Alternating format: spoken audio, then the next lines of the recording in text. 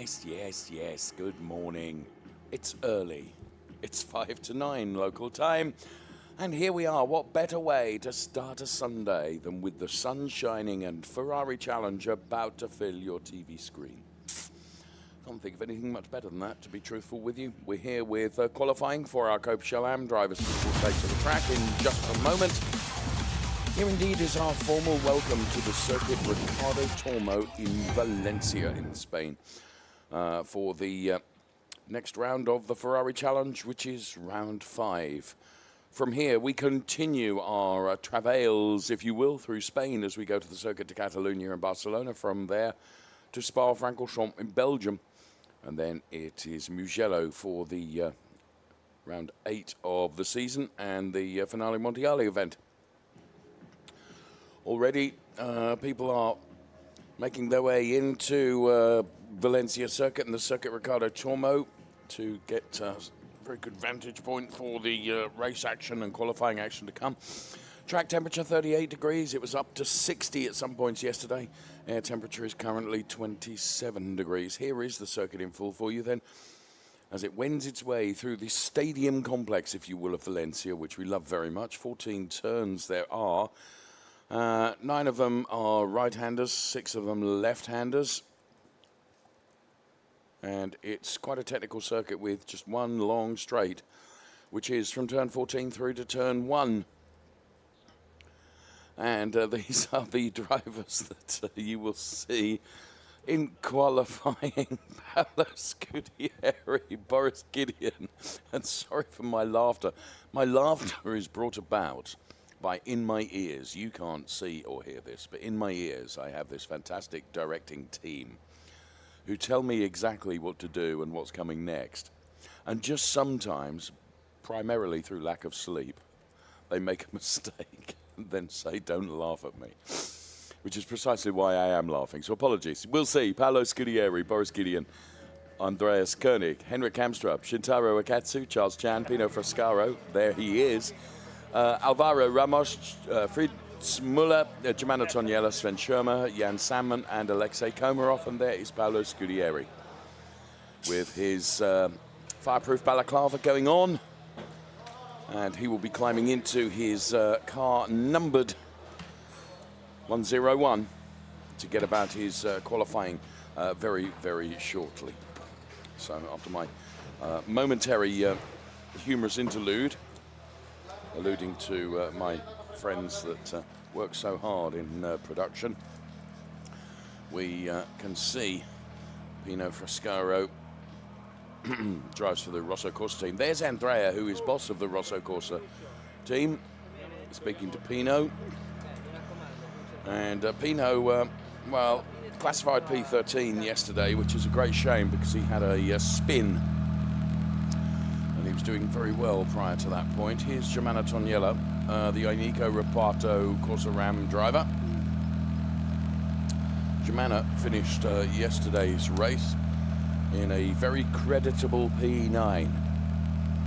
And Germano's best finish so far this season came in the first race at Brno with a P5, richly deserved P5 as well it was. So well done, Germano. You can see them queuing up there. Second in the queue is the Jan Salmon car. Here's Henrik Kamstrup. Henrik's family is watching on, and Henrik then about to climb into the really stunning, shiny blue 113 car that's engineered by Formula Racing. Bless you, my colleague alongside, sneezing his way through the morning. How are you, Nico? Hello. Good morning, everybody. Welcome.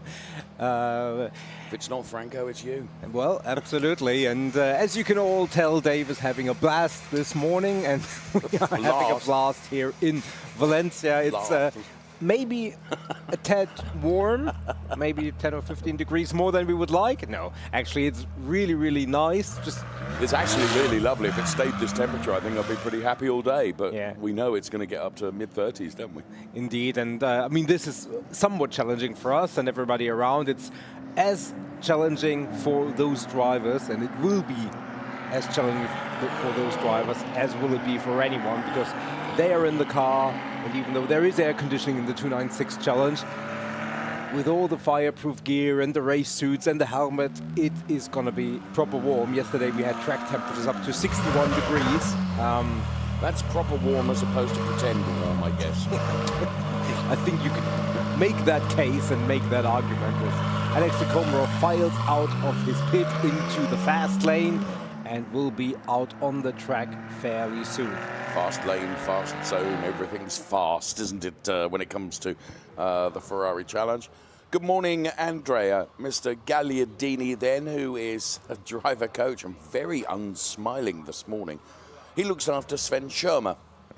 And often you will see Andrea here, along with Max Bancardi as well. Max, I suspect, is on duty, Nico, in Indianapolis this weekend, where the Ferrari Challenge North America are racing. And not only we have, the worldwide extent of the wonderful Ferrari Challenge means that on many weekends we have a number of race events going on. So here we are in Valencia. We're also racing in Indianapolis. And not only, we're in Australia as well. And as if that were not enough, I think we're in a very good provisional podium place in the Spa 24 at the moment. Last time we checked, the Ferrari was running in a really good position with several cars. Conrad Lawson doing a good job. Conrad Lawson, who has raced in the Ferrari Challenge, as indeed has Conrad's father, Johnny. So good luck to them all over there in Belgium.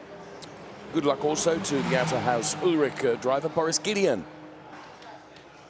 who climbs into his 103 car. Now, Boris had a forgettable day yesterday relative to his, we know what he can do. And in fairness, Nico, I know during the course of our discussions on the air yesterday, we were saying that, Boris Gideon opened his account this year with a couple of wins. And it's all gone a bit south for him from there on in. Just proving how competitive it is throughout the Ferrari Challenge. Here is Shintaro Akatsu as we run the telemetry on the 115 car. Shintaro, who also opened his account very well this season with a podium in the first race in Monza. Shintaro Akatsu then accelerates. Just a quick blast of the throttle. He's got Alvaro Ramos right behind him, as I can see.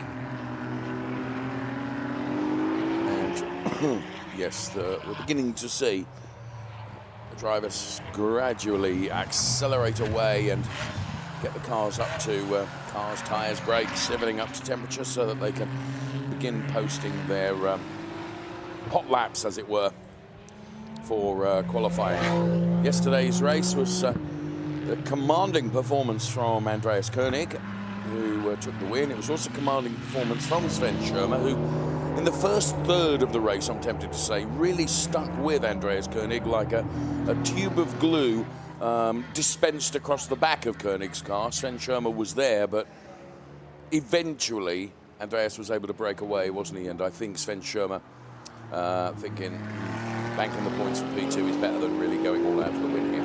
Yeah, true. Although at the end, and we had 4 drivers spaced up to 2.5-3 seconds at some point, and then towards the end, Concertino kind of compressed, and I think they crossed the line with 2.5 seconds between from 1 to P4, so everybody was fairly close towards the end. And Andreas Koenig in the post-race interview said, there was no limitation to the car, it was just me because it was so warm.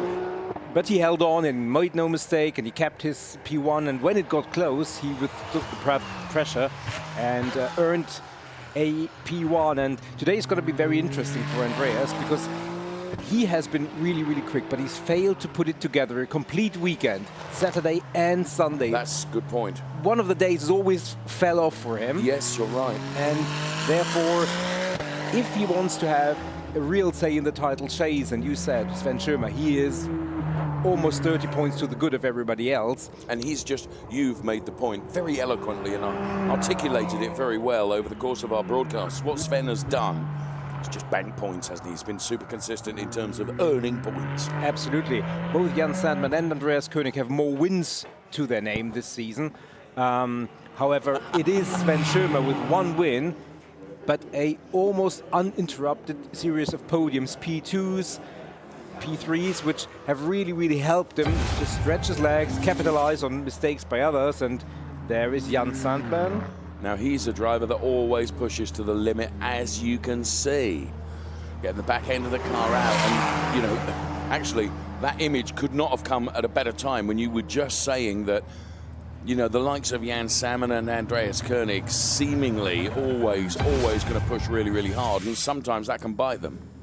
Absolutely. Remember, Jan Salmon started the season in Coppa Shell, then came into Shell AM, so he was a little bit on the back foot in terms of points at the beginning of the season, but has really scored heavily. But against Sven Schirmer, I think 26, 27 points coming out of yesterday's race. And we only started the second half of the season yesterday, so whatever gap you have built, there was just enough time for everybody else to claw that back. So lots of racing to be done.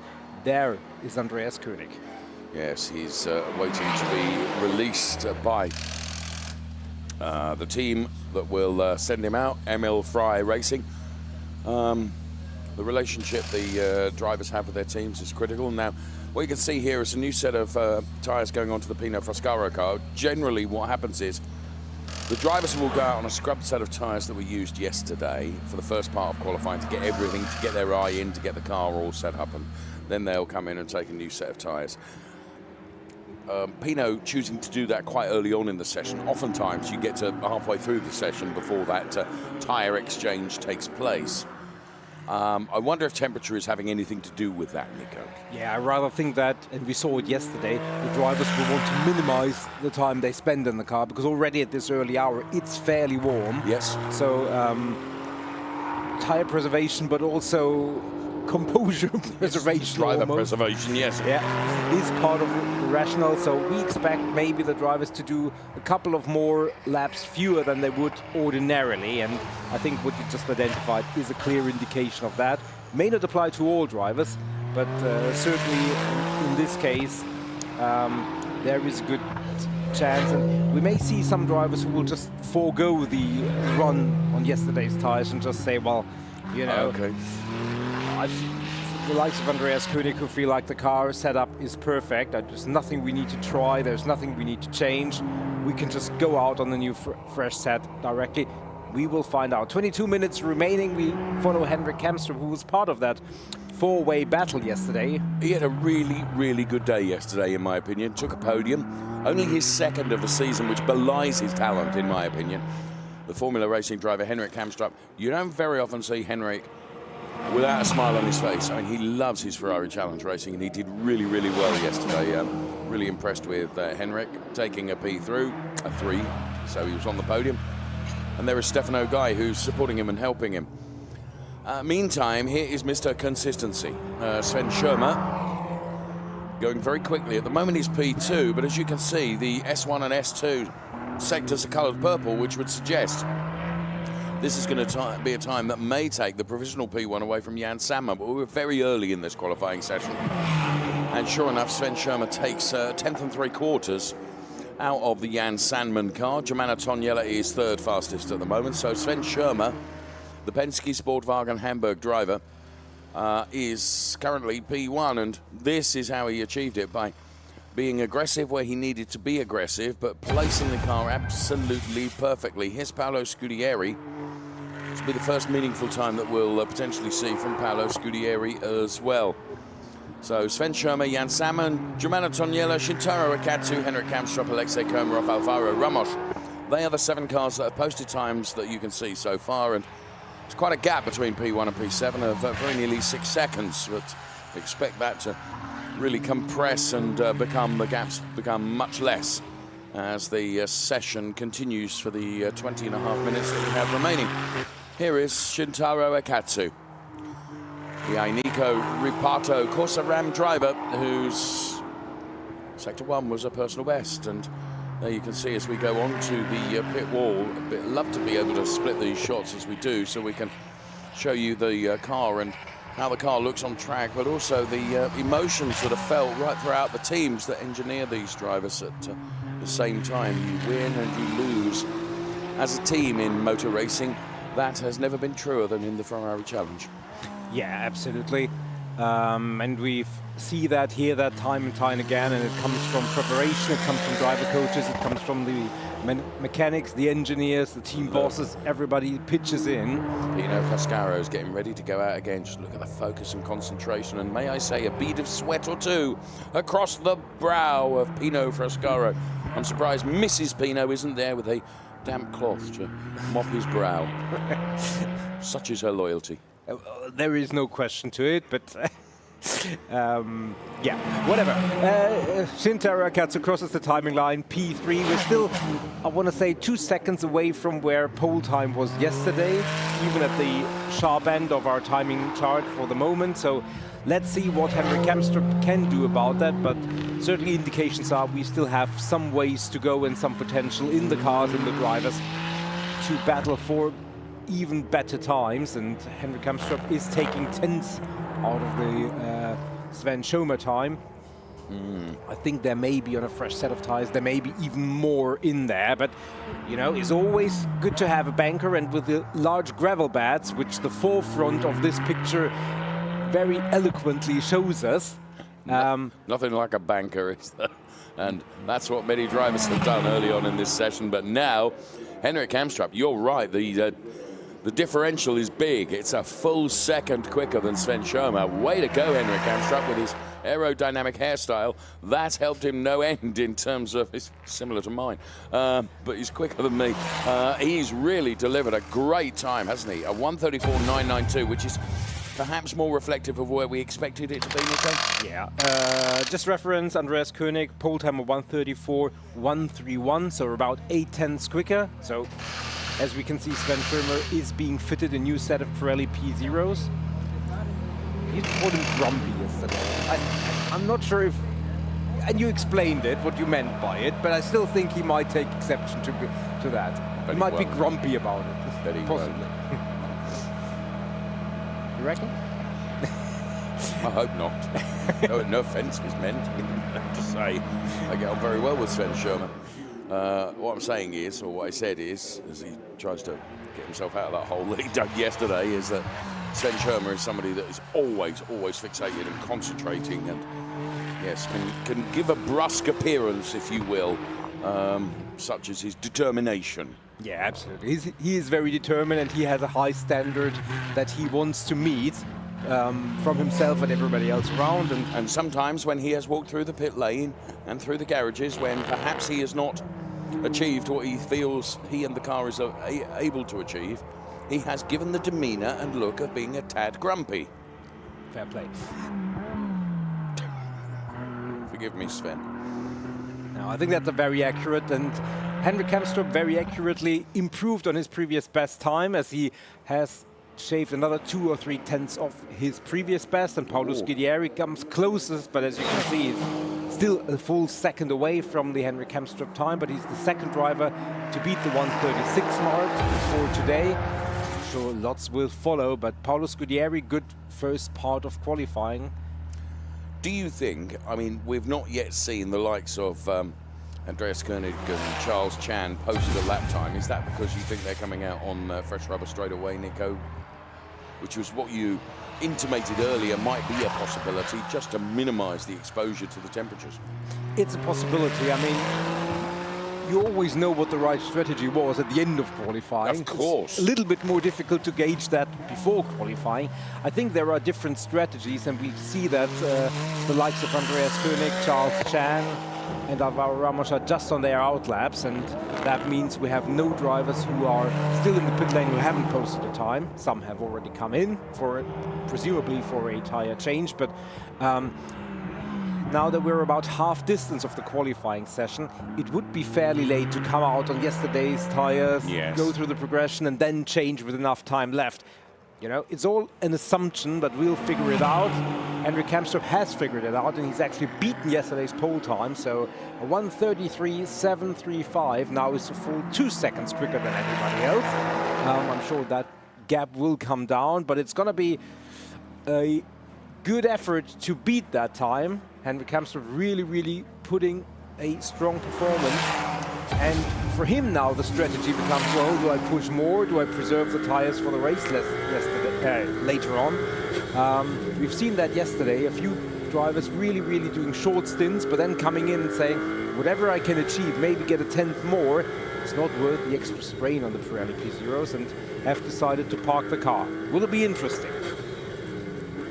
Charles Chan we ride on board with now. We also bring you the in-car telemetry as well, 100 kilometers per hour. As a quick blast of the throttle before releasing it again for that turn. When it goes from green to red, it means it's braking. When it goes from red to green, it means accelerating, which is what Charles Chan does through now into fourth gear. Make that fifth gear before braking for the next turn. Stayed in fourth, actually, didn't get to fifth. Slow progression on the throttle, then full chat flat. I rather think Charles was setting himself up for this lap as he rounds the final turn. This is the one that will count for Charles Chan, in my opinion. Got the warm-up done, now he's going for it. 260 kilometers per hour before we reach the braking zone for turn one. Oh, I'll tell you what, I think I was a kilometer per hour out. I think he got to 259. Just hugging the rumble strips now. Try and kiss the apex on the in. Very much double apex here. Blast of the throttle as we now look at Pino Frascaro. And Pino was quick during qualifying yesterday. He remains quick today. P7 at the moment for Pino Frascaro. He's done a personal best through sector 1. And we'll see if he can continue this trajectory of lighting up the sector indicators with colours, which means he is going quickly. So Pino Frascaro, one of the most enigmatic characters in the Ferrari Challenge. Everyone is a character, but Pino is probably the loudest of them all, and his lap has been ruined by track limits. And what that means is he's exceeded the track limits at one part of the track. That's been picked up by race control, and this lap time will be deleted, which is a shame, because what he's done is he has sacrificed a lap's worth of rubber on a very quick lap time. And Mrs. Pino was there on the wall to point a wagging finger and say, you were doing so well, and then just getting the tyres over a white line means that you've got to do it all over again. Yeah, exactly. That's what track limits do in qualifying. In the race, it's a little bit different, but the general rule is the same. Don't exceed the track limits, otherwise consequences will follow. Henrik Kamstrup. Yeah. That was more than a wagging finger, Mrs. Pino. Bellissima. That was brilliant. And we talked about the support from everybody for the drivers, and that's just one example. As you can see, Henrik Kamstrup has parked the car in pit lane, at least temporarily. Wise. And Andreas Koenig has just moved within 0.3 of a second of his time. Boris Gideon has moved up the order, so those two are the closest followers for the time being. Now, what's happening here as we split the screen is Stefano Guy is down there monitoring what everyone else is doing. They will not send Henrik Kamstrup out again unless someone gets close. Is 0.3 close enough, do you think? I think it's going to send Henrik out again, Nico. Well, again, I think, can Henrik Kamstrup find a few more tenths? Possibly. Is it worth going through another heat cycle for the tyres? Well, that is a different discussion, and the driver will always probably rather think, well, I want to be out there, I want to be as high up the order, and maybe the driver coach, maybe the team will say, well, you know, yeah, but track position is critical here, though. Yeah, absolutely. And the thing is, what we've not explained, which we should do, is the tyres that the drivers end qualifying on will be the tyres that they start the race on, Nico. So that's why what you're saying about tyre preservation is so important, because you know, the more rubber you can leave on your tyres for the 30-minute plus 1 lap race to come, which will be in hotter temperatures than we have right now, could pay dividends for you. And the risk-reward about trying to get one more place on the grid versus having really good tyres in the race, it's not a calculation that I would want to make.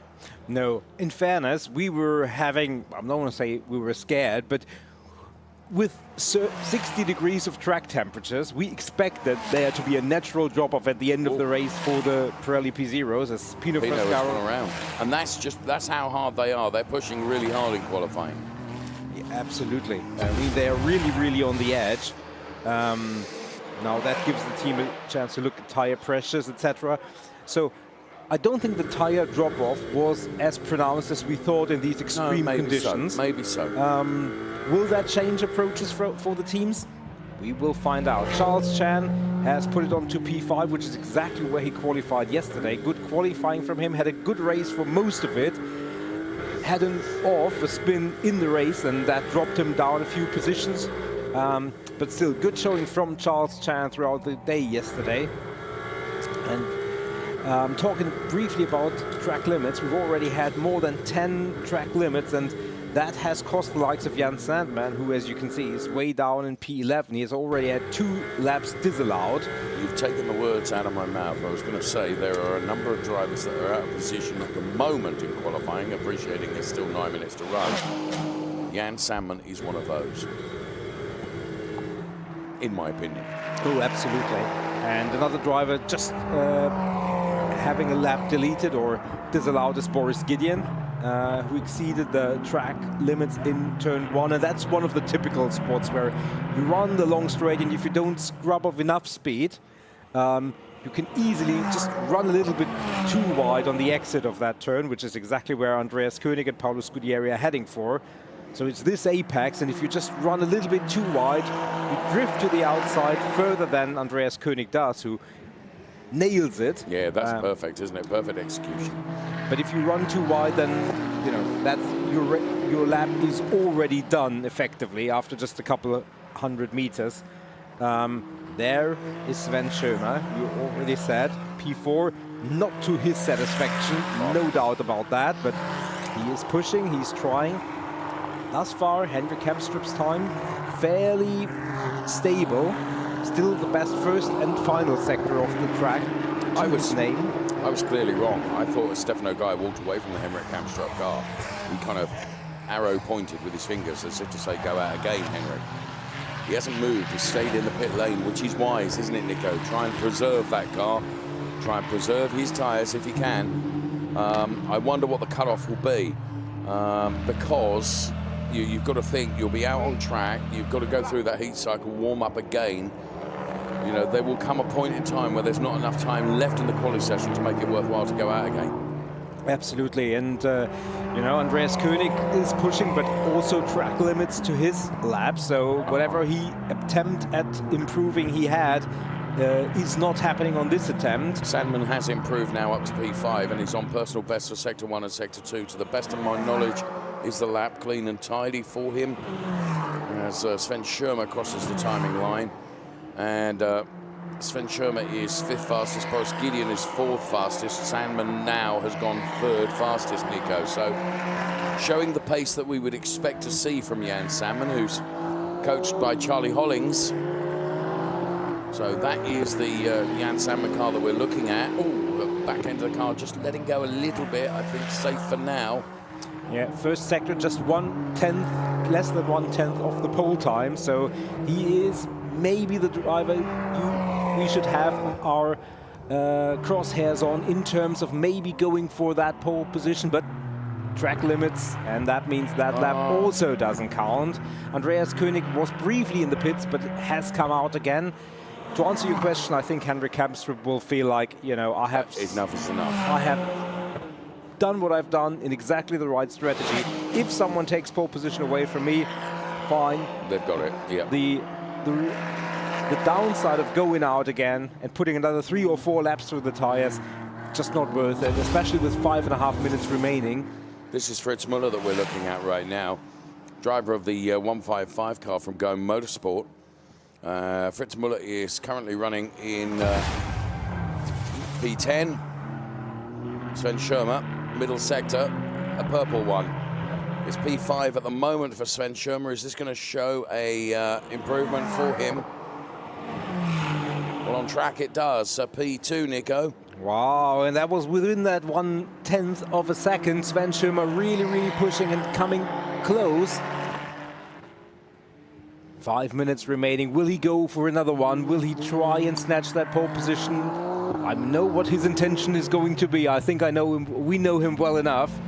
He's not gonna take P2 as an answer. He wants P1. And the thing is, not only does it give you the track position and the perfect track position, pole position, it does give you an additional point in the points chart as well, Nico. Yeah, true. First sector on this time around, however, 2 seconds lost, so he's not troubling. I think he's building for a one final push lap.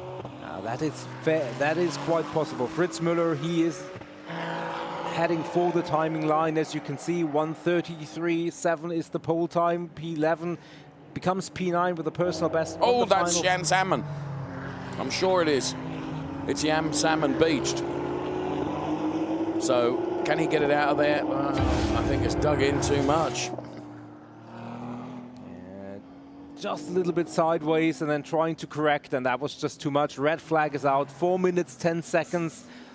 I think it's enough to restart the session. Will anybody really go for that?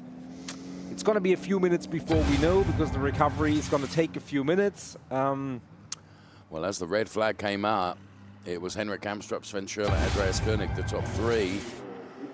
And whilst I agree with you, I think that 4 minutes 10 is just enough time. It's right on the cusp of whether actually calling the session. I think it's just enough time for a driver to get out and get 2 warm-up laps and then 1 push lap.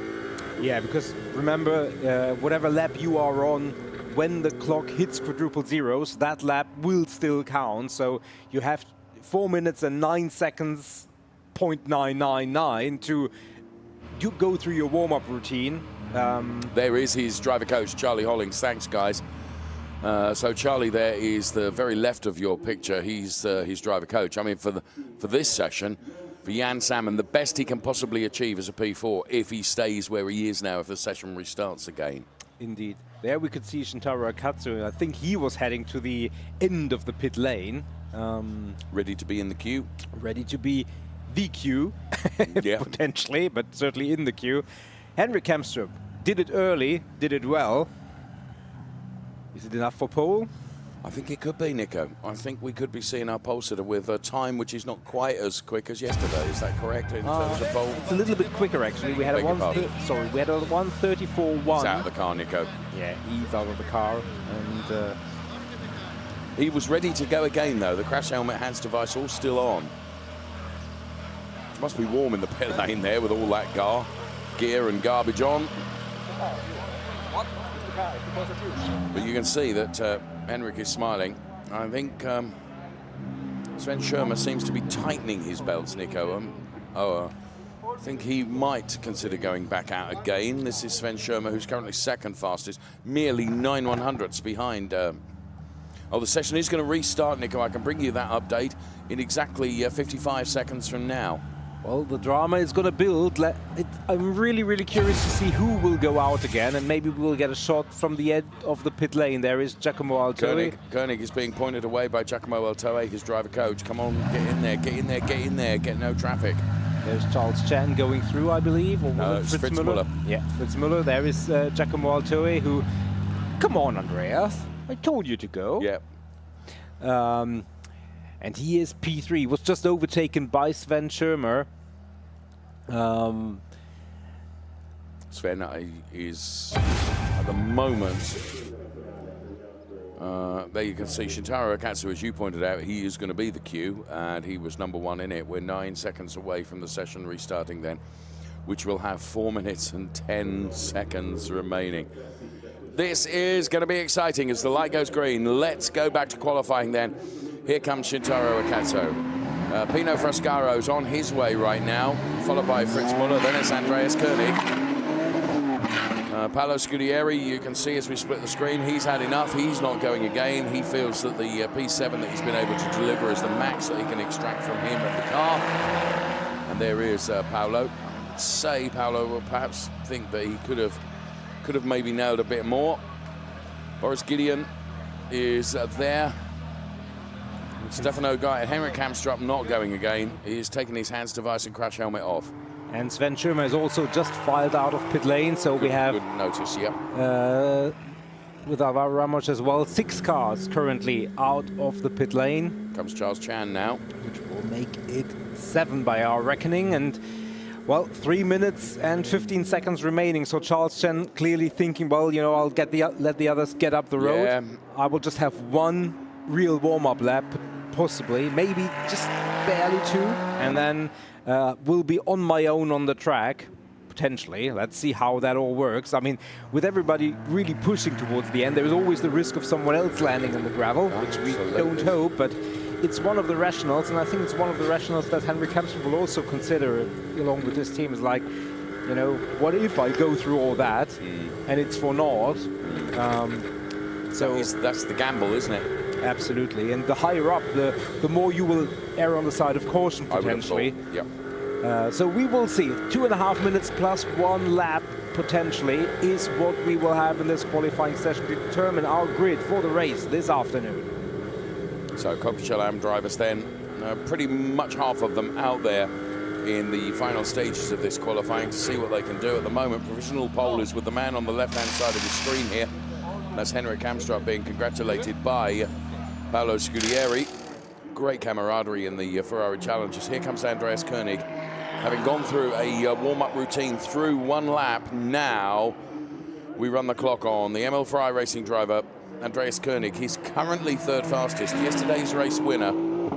It was a good victory for Andreas Koenig, and he said as he was talking to the our pit reporter, Ludovica, he said, you know, the no limitations of the car, the only limitations towards the end of the race were with me because it was so hot. So Andreas Koenig, there is his driver coach as we split the screen. It's Giacomo Altoe, former Trofeo Pirelli champion in the Ferrari Challenge, and a trusted coach with Emil Ferrari Racing, who in their own right as a team, Nico, have had so much success over many years. The team based in Switzerland, and they run a number of drivers in the Ferrari Challenge. Not only, of course, they run drivers in all sorts of racing categories around the world to much success, it has to be said, and their success certainly is being felt in the Ferrari Challenge. They realise what an important one-make series it is for driver development.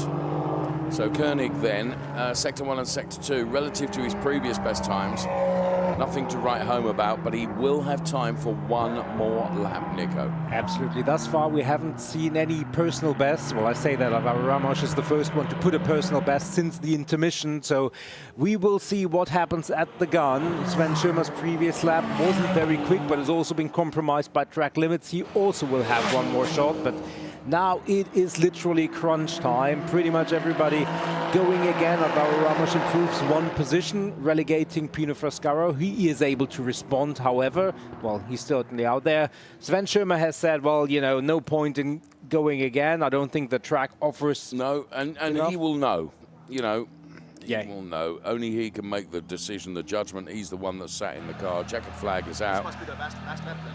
This must be the last lap. Henrik, you're absolutely right. Yes. So Henrik Hamstrup there watching the data along with his driver coach Stefano Guy. Shintaro Akatsu, is he improving? Yes, personal best through Sector 1, that's 3/10 down, so not necessarily troubling the front 2 rows, but certainly with a chance to move up from where he is currently, which is P6. Maybe P4, P5 is a possibility. The second sector not quite as good. I think, and with the combination of Pino Frascaro in front of him, I don't think that will trouble him all that much in terms of traffic, but he lost quite a bit of time in the second sector. Will it be enough for an improvement? We will find out in but a few moments. Pino Frascaro is improving. Andreas Koenig, we can see from our time screen, his lap is compromised by track limits. Shintaro Akatsu does improve in terms of time, but not in terms of position. So he's seen the checkered flag. Anybody else out there still with an improvement? I don't think so, to be honest. Sven Schirmer, he's happy with P2. That was a smile. He knows that he's maximised what he can do. Henrik Hamstrup, congratulations. I don't think anyone's going to take your P1 away. Giacomo Altoe gives the bad news to Andreas Koenig that he's picked up a lap time deletion because of track limits, and well done Henrik Hamstrup and Stefano Guy. What a fantastic driver coach and driver combo. They've done a great job, Nico. Absolutely, and just look at the number of times or the number of laps the drivers have done. Henrik Hamstrup, 7. Very clever. The next least is Andreas Koenig on 10. Sven Schirmer, 15. Now, not all of them will be on the same set of tires, so that has to be taken with a grain of salt. But still, as we have a look at Mrs. Pino, Pino Frascaro, P12, she will be motivating him for the race. Absolutely. And that is what it's all about. Henrik Kamstrup really being efficient with his resources, with his time, and because, you know, we don't know 7 laps. I mean, that is, I'm tempted to say, Nico, he did everything on new tires. Yeah, I think based on where he came out, but here is the result of qualifying number 2.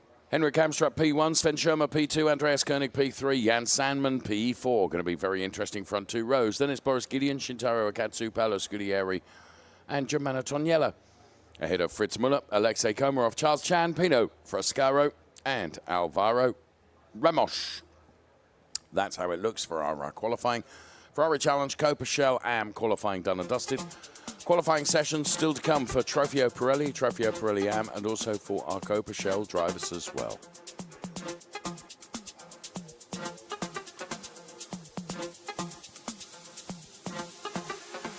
So, super shot of our pole sitter for Formula Racing, Henrik Kamstrup, who has propelled that car to P1 with a 1:33.735. A clear 9/100ths quicker than anybody else. And Sven Schirmer running in very close, but not close enough. So that is our qualifying done and dusted for our Coppa Shell AM drivers. Thank you so much for joining us for qualifying early on as we look at the driver that has taken pole position, not only taken pole position for track position, but of course has earned a point in so doing. From Nico and myself, thanks for watching. Bye-bye.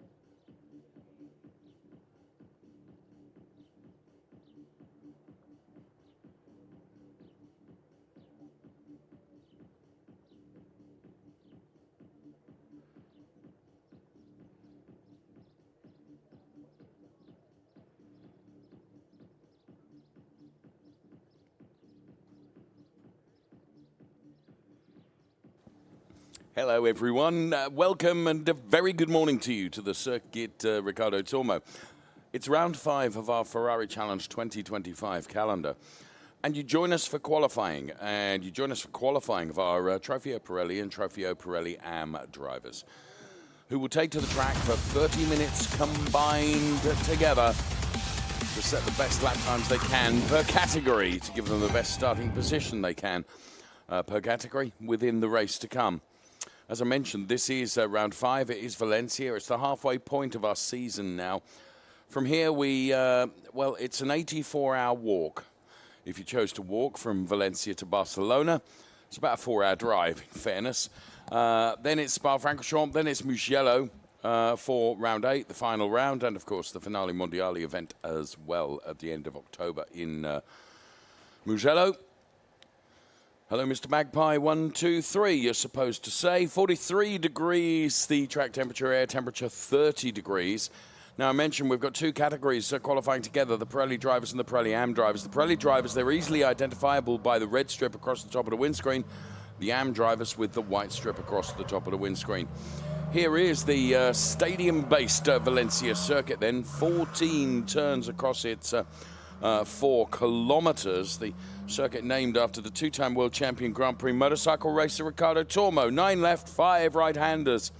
What greets the drivers on this really rather technical circuit, and he's the drivers that will be taking part in this qualifying session. Yasin Ferrari, yesterday's victor. In fact, he took his first win yesterday. Max Mugelli, Andrew Morrow, Danilo Del Favro, Herbert Guys, Quinn Vidlisbach, Anders Bidstrup, Felix Herziger, Michael Verhagen, Enzo Trulli. I spoke to Enzo at breakfast this morning. Matt Rosner, Nobuhiro Imada, David Gosner, Jakob Bidstrup, Henri Acid, I should say, Marco Zanazzi, Otto Blank, Jill Renman, Sangelo Fontana, Hanna Luskowski, Armin Arifpour, Vincenzo Scarpetta, and Hendrik Viol.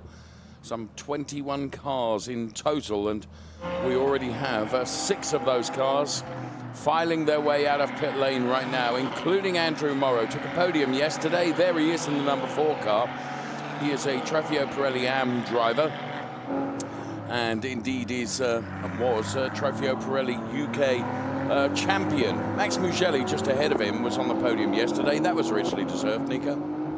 Absolutely, and great driving from him, especially in the closing stages, and great to see the entire team very, very happy, including Tina, who is looking after Max in her very, very caring but also stern way, I think, and she was satisfied with what Max was able to do and there we go, on board with Max. Made a great overtake on Felix Herziger and effectively bought himself some extra track space, using the fact that he hadn't picked up any track limit infractions and warnings. And track limits certainly going to be a topic that will be relevant later in this session, and especially the race, as we have a look at Herbert Guys getting ready and getting Harold Prochik alongside him, his driver coach, Nico. And the reason I'm laughing is, as Felix's wife looks on as Felix leaves the pit lane. The reason I was laughing, Herbert Guys and Harold Prochik, they're a formidable combo in their own right as well, aren't they? Harold Prochik is no stranger to success in racing, it must be said. And Herbert, who comes from not far from where you live, Nico, in Germany. Yeah, absolutely, and he's still quick, which I am not, but everybody to their own talents, I guess. Renman, who had to start from the pit lane yesterday and made quite a number of overtakes, but also had some misfortune later in the race. So we were looking at Jakob Bidstrup just for a moment, but now we look at Felix Herziger, who he'd be disappointed with what happened in the race yesterday, I would suggest, Nico. Yeah, well, he's had such a rich vein of success, hasn't he? Absolutely. He came into the second race at Brno on a 5-race winning streak, and that was snapped by a inspired Vincenzo Scarpetta. And following 5 P1s with a P2, was dropped by that Max Mugelli overtake from P3 to P4, so off the podium, which hadn't happened since Monza. In fairness, he's still in a fairly good position in the championship, leads Yasin Ferrari by only a relatively small margin. Dint of Yasin Ferrari taking the race win yesterday. and that was set up by a P1 in qualifying. You were on board there just as Max made way for another driver. Here's Nobuhiro Imada going through his warm-up routine. Nico, look at this. He's just imagining various corners on the track. And Nobuhiro Imada, as we go into the car of Max Mugelli right now. You're right to mention Tina and their daughter Sarah as well, who's here this weekend as well. Mention to them all. As the Bidstruck brothers are the first to give us some times on the board, and Marco Zanazzi does that as well. As right now, Max Mugelli increases the speed and the rate of getting around the track here. You can almost just see the display on the dashboard as Max Mugelli, long-term Ferrari Challenge driver. Here's Hendrik Viol. Hendrik Viol had a forgettable day yesterday. The Scuderia Prague driver, and quite laugh about it last night as we were leaving the circuit and Hendrik was enjoying a glass of lemonade. Marco Zanazzi is currently P1, Anders Bidstrup is P2, then it's Hendrik Viol, the car that we're watching right now, who's third fastest at the moment, but he's improving, as you can see, having taken some time out of his previous best time, which gives him a personal best through Sector 1. At the moment, the drivers on the left-hand side of the screen, they're all Trofeo Pirelli AM drivers, with the exception of Max Mugelli. It's very interesting that it's the Pirelli AM drivers that have posted times on the board rather than those Pirelli drivers who are perhaps waiting for later in the session. The session is indeed 30 minutes, and with the temperature, both the track temperature and the air temperature increasing demonstrably, minute by minute it would appear. Some drivers, often what you would do, you'd go out on a scrub set of tyres from yesterday to get your eye in and to get the car in, then change to a new set of Pirelli tyres for this qualifying session, kind of halfway through the session. I just think that the strategy might be different for some of the drivers who may choose just to go out on a new set of tyres and just put in a lap as best they can and preserve A, the car, B, themselves, and C, the tyres for the race to come. Felix Herziger is the quickest driver, a 1:32.930. Nico, a benchmark time from yesterday was 1:31.909. Oh, so a second almost quicker than where we are at the moment. Set by Yasin Ferrati. I think what was really, really interesting and not totally unheard of was that the M drivers were really, really holding their own against the Pirelli drivers, to the point where Michael Verhagen was actually part of the lead group of the race overall. And he said in the post-race interview, you know, actually he felt like you could have gone quicker.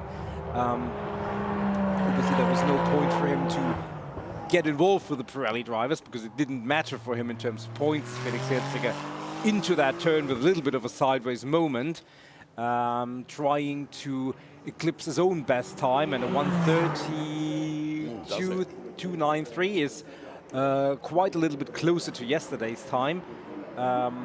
If the Coppa Shell AM qualifying is anything to go by, we might expect times to be even quicker than yesterday. And I think there is Felix Herziger on the edge of the gravel bed, and a few two wheels inside it. Good car control there. It probably cost him a few 100s, so Nico. I would not argue with that. Certainly possible. Let's see what he can do next lap around. First sector purple by just a few 100ths, but that was in the second sector, so potentially more time to be found there. Gilles Renman currently in P2, not necessarily quick on that lap. Entering that downhill section into turn number 14, the final turn, and there is a little bit of an upward section towards the pit entry that you can see, and then from there on it is downhill. In the background, Michael Verhagen, the aforementioned Michael Verhagen, currently P3 in class, as also aforementioned Yasin Ferrati filing out of pit lane, eager to take part in this quali session. Yes, so it's Herziger, Renmans, Verhagen, Fontana, Zanassi, Viol, Blanc, Morrow, Del Favero, Ghostner, Bidstrup, Mugelli. That's the way it looks at the moment as we follow the number 77 car of Gilles Renmans. from Francorchamps Motors Brussels, and here is the colour scheme of Angelo Fontana, which is eclectic. Now, from this angle, it might look like someone has just tipped a tin of paint over the front of it. It's actually, when you get up close to the car, it's beautiful how it's done. The Rosso Corsa driver, Angelo Fontana, with a beautiful 296 Challenge car, and pretty quick as well. His second fastest, Nico, in the AM drivers for Rosso Corsa, with a time of 1:34.906. Doesn't do anything about that time as he dives into pit lane, and there you can see some activities, and that includes fitting of a new set of Pirelli P0 tires on the Henrik Viol car. Felix Hölziger not able to improve on his previous time around, but is going once again. We saw in the earlier session where Henrik Kamstrup, one of our Shell AM drivers, did quick work of his quality session, put in a few very quick laps, which was enough for pole, and then watched everybody else trying and coming close, but not eclipsing his time. I think we did 7 laps in total, Nico, if memory serves me. Indeed, including out and in laps, so only maybe 3 really push laps. And that is obviously the optimum for tire preservation, if, as he did, you decide to only go out on a fresh set of Pirelli P0s. Other drivers did up to 15 or even more laps, although some of them might have come on yesterday's rubber. So Felix Hölziger, first sector extremely good, second sector decent, but not colored purple. So let's see if we put all 3 together. It's a 1:32.259, which is an improvement. It's not a market one. So Felix has done 5 laps. In fact, most drivers have done 5 laps now. So Felix Hölziger with a 1:32.259, as Nico says. It was marginally quicker than his previous best. He's certainly on a slow down lap right now. Will he come into the pit lane? Is he running on new rubber? Is he running on yesterday's rubber? That will be revealed if indeed he comes into the pit lane and we see new tyres going on, Nico. Yeah, if he did those laps on yesterday's rubber, that would be an extra remarkable feat, and there you can see what heat means in these conditions, and big brake discs and calipers there. Enzo Trulli, I spoke to Enzo at breakfast this morning. He was very disappointed yesterday. He said part of it was the car, part of it was me. The bigger part of it was the car, as you would expect a racing driver to say, but he certainly wasn't able to hook up what he wanted to hook up and get it where he wants to be. So we'll see if Enzo Trulli can do it now. We run the telemetry from his car onto our screen, as well as his up to 170, 180, make that very nearly 210 kilometers per hour before braking for this final turn. Back on the gas again. 3rd gear to 4th gear to 5th gear right now, and 260 kilometers per hour I think we can get to before we have to brake for turn number 1. Well, 264 Enzo Trulli got to as he brakes now. Across the rumble strips, keeping 2 tyres on the tarmac within the white line delineation, if you will. Just kisses the apex of turn 2. Double apex, turn 2, turn 3. Keeping the power lively there is Enzo Trulli. This is a great onboard lap that we're experiencing with Enzo Trulli here. He's 3rd fastest from the last lap that he put in within the Trofeo Pirelli group, but that is only 14th fastest overall, so more to come potentially from Enzo Trulli. Yasin Ferrati, we've got the graphics on as well as we continue to enjoy this onboard lap with Enzo Trulli, then son of Jarno Trulli, of course, who charming man. They're a lovely family, to be fair, as we now look at Yasin Ferrati, yesterday's race winner. He's currently 4th fastest within group, and that's actually 16th overall. That's how quick some of the drivers have gone from Pirelli AM. I mean, Yasin is certainly throwing the car around the track here. Yeah, Yasin Ferrati, this is his first quick lap, so even though it's his personal best, it's not going to trouble the front runners, but this is only part of his progression, so not necessarily the one that he had penciled in his strategy to figure and matter. And as you can see, P2, but 1.4 seconds off the best time. Actually now turns into P3 as Enzo Trulli has just eclipsed his time, but yep. I would rather expect the lap that he has just begun to be the one that he had thought, well, this is the one I want to be very quick. Vincenzo Scarpetta, in the meantime, has moved up to P2. This is exactly where he finished the race. Made a move on Felix Herzig at the start, which gave him P2, and he didn't relinquish that position until the end. Held off Felix Herzig's attempt of coming through again, but that held him up enough so he wasn't able to put any fight to Yassin Ferrati. But a P2 is very, very good. Following that up on his win in Brno.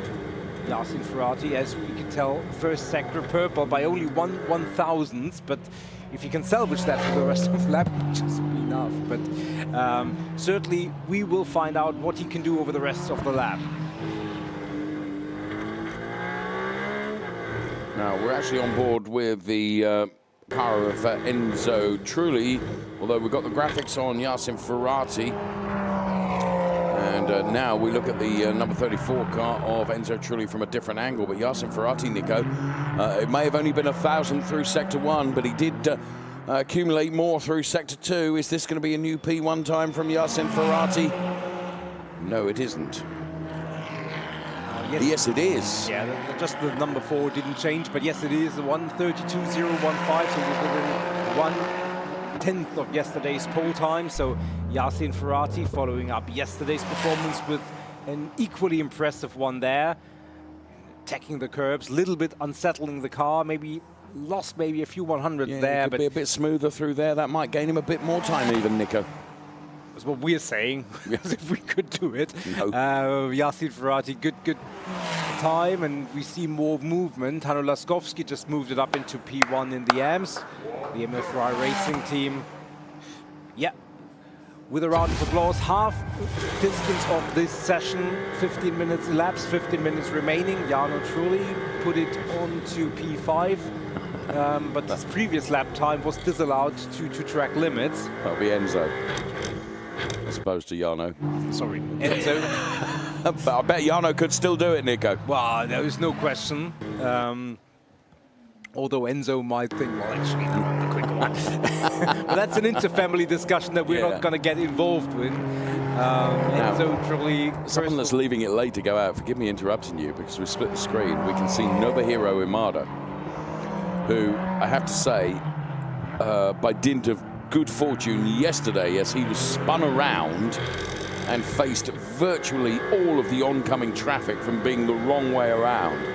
Nobuhiro doing a very, very good job yesterday in avoiding anybody as he engaged reverse gear with a sleight of hand, and whilst he was continuing in the same direction as everybody else, he was actually, the car was in the wrong way round. But Nobuhiro, who comes here fresh from racing in the Japan Series just last weekend, does a lot of racing, and Nobuhiro Imada is a great, great driver.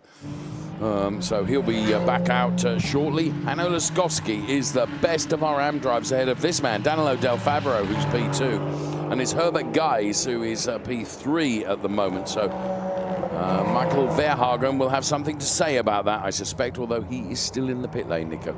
Indeed, and one of the drivers you already mentioned is Henrik Viol. He's only down in P9, but that was helped, and I say that in inverted commas, helped by the fact that he already has 4 laps disallowed due to track limits. So that's certainly hindering his progress. No such misfortune for Danilo Del Fabro, who is P2, but no improvement. As behind him, Marco Zanazzi, the always vibrant, both in terms of livery and personality, has just crossed the timing line, completing his outlap, so expect something from him. Other drivers on their outlap, Michael Verhagen and Gilles Renman.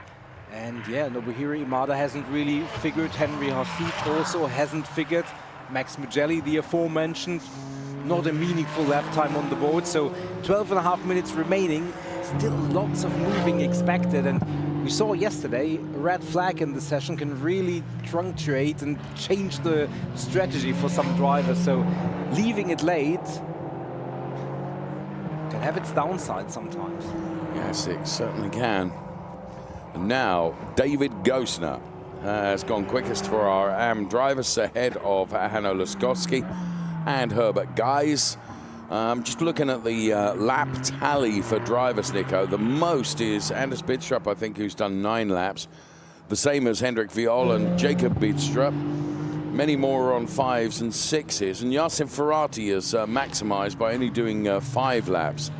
And as part of the car in the pit lane, Felix Herziger, who's P2, had done 6 laps, make that. So lap preservation means tyre preservation, I think, doesn't it? Or lap economy, I should say, means tyre preservation, potentially. Lap economy is a very nice word. David Gostner, as you can see, still going around, and his previous split sector would indicate that he's in line maybe for an improvement. His previous best of 1:32.80, and actually conflicting information with the graphics. I don't think that he actually improved in terms of time, but certainly is P1 and in the most enviable position. A little bit of a sideways moment there, as Hendrik Viol, the man of many track limit infractions in this session already, is coming up on traffic, but good avoidance there from the Pirelli driver, and Hendrik Viol possibly looking for a front row start in class, certainly looking for an improvement from P12 as he approaches the timing line, will move up the order significantly, and he does. P3 in class. So much more like it, I would argue. Here's Marco Zanassi, who currently is certainly out of position, I would say, Nico. But with the purple sector 1, and just keep an eye on the TL on the number 69 car, just in case. But at the moment, Marco Zanassi hasn't got 1 track limit or 1 lap time deletion to his name. Now, it's about 10th down on the pole time within class. But his sector 2 was personal best as well. So this is going to see, I think, Marco Zanassi move up the order significantly. No, it's not. That was a commentator's curse, if ever there was one, Nico. And that was just a little bit too ambitious, and you have to really push through this turn, and this is going to be a red flag. There is no question about it, and we already mentioned it. It can change the face of the session and the strategy, and indeed the red flag is out now. Obviously, we can talk about that, as there was marginal impact with the barriers, and I don't think there's even going to be much work for the team, let alone any injury fear for Marco Zanassi. He will be upset with himself, however. He was just, I mean, that started really on the entry to the turn. It was just a smidge too much, wasn't it? And then the slide started, and I thought he'd controlled it and might be able to save it, but actually the accumulated speed, even sideways, was too great. Yeah, so he will need to be recovered from there. Now, the fact that he didn't sustain real damage, there is Max Mugelli, who is furious about the lap he was on, not being able to finish that.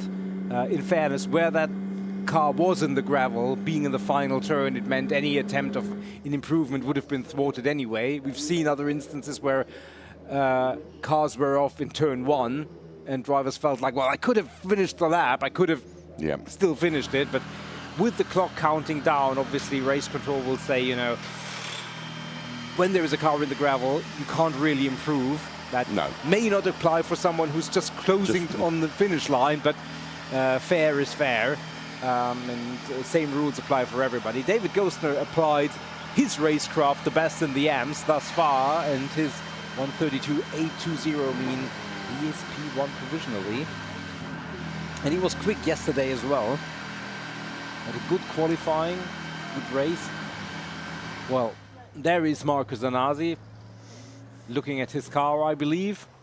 Don't think that he will see much in terms of damage. No, I think you're right. A bit of polish to the left-hand side, Nico, I think is probably all it's going to need, isn't it? And there is his team, the Panetti Motorsport team, who will await the car to be returned. And then they will go to work on it. So the red flag came out with 10 seconds. Now, a driver that you were talking about who would not seen anything from is one of the first in the queue.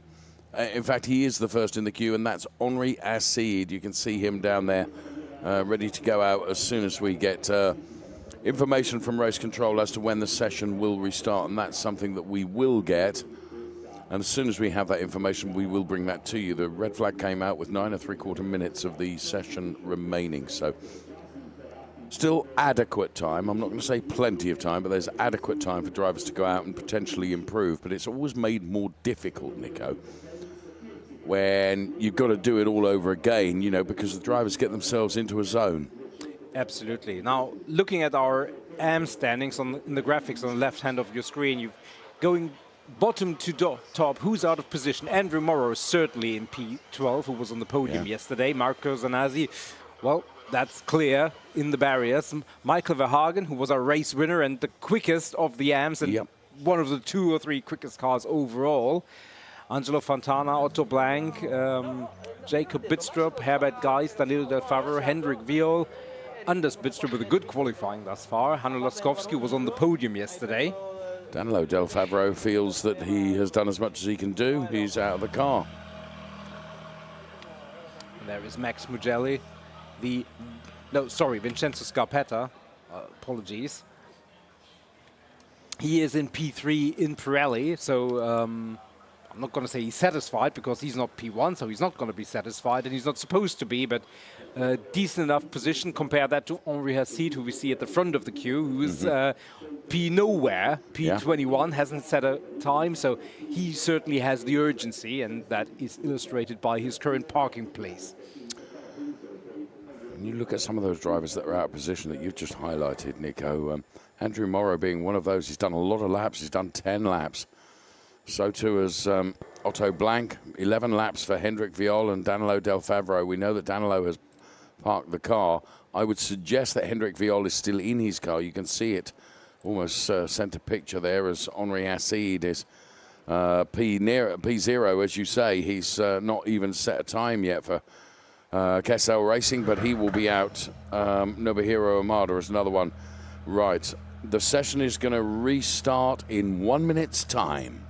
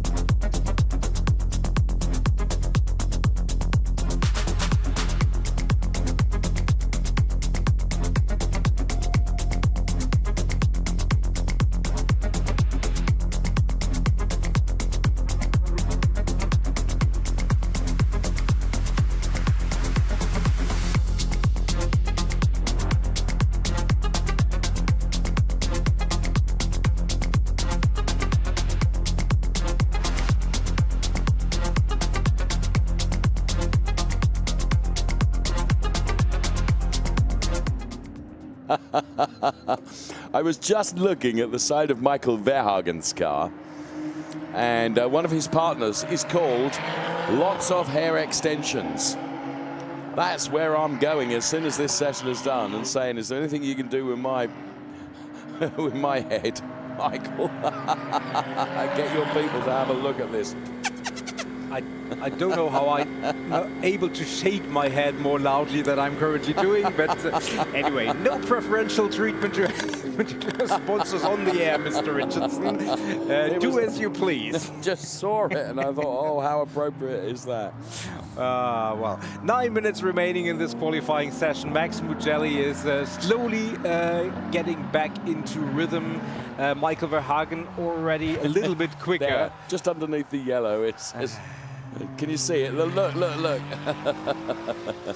Michael Verhagen, P10, and whatever livery adornment his 296 challenge may carry, and the significance as Dave is now going to the internet and making any appointments or something like that. We focus on what's ahead of those drivers.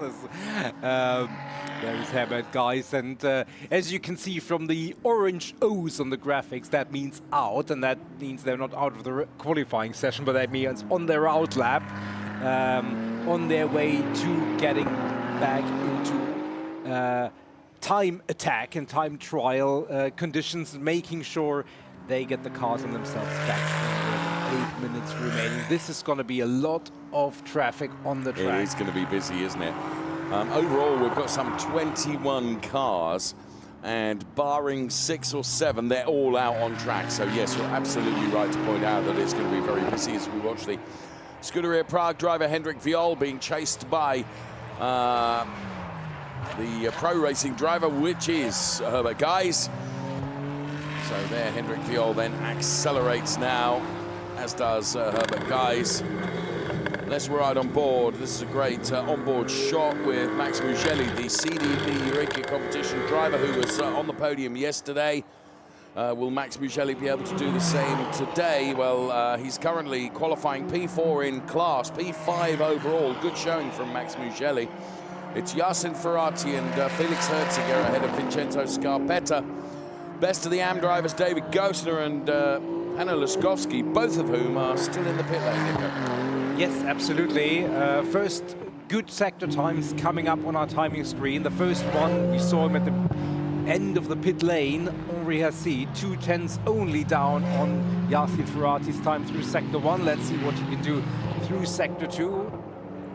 Well, I was about to say, it doesn't look like he's pushing currently, and certainly that's the case. So regrouping and setting up for another one. This Michael Verhagen is another driver who set a quick first sector. He followed that up with a quick second sector, but now coming up on Henri's seat. So the car right behind our seat is Michael Verhagen, who is currently P10 in class. Oh, actually, that is... No, sorry, that is not him. Henri's seat P7 currently. Michael Verhagen having given a little bit more space to Henri's seat. But he has moved up into P1 in class, P3 overall, as you can see from the graphics. So different place, good time still. On board with Max Mugelli, who's beginning to warm up now. This lap was not one that he was concerned was going to count. He's warming up for the next one. Yasin Ferrati undaunted at the top. Michael Verhagen is P1 for the AM drivers. We ride on board with Max Mugelli then, who now starts what will be a timed lap. And Max Mugelli, he was one, Nico, that was very frustrated when the Marco Sanasi red flag interruption was caused.